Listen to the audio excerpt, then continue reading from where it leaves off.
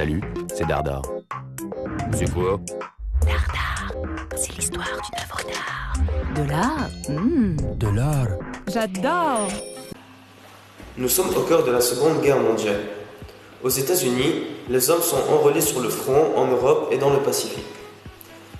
Les bras manquent dans les usines. Pour les remplacer, le gouvernement américain lance donc une campagne pour encourager les femmes à participer à l'effort de guerre, en s'employant comme ouvrières. Néanmoins, elles sont souvent cantonnées à certaines tâches, notamment le revitage ou encore le câblage électrique des avions. Elles travaillent surtout dans les industries légères à des postes peu qualifiés. En 1942, suite à l'attaque de Pearl Harbor l'année précédente, les États-Unis sont entrés en guerre.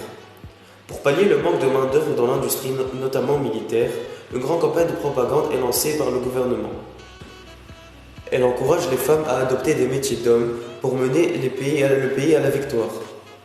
Rosie la reviteuse est avant tout un mythe, un personnage fictif né de cette campagne médiatique dont l'illustration de J. Howard Miller n'est que la représentation la plus connue.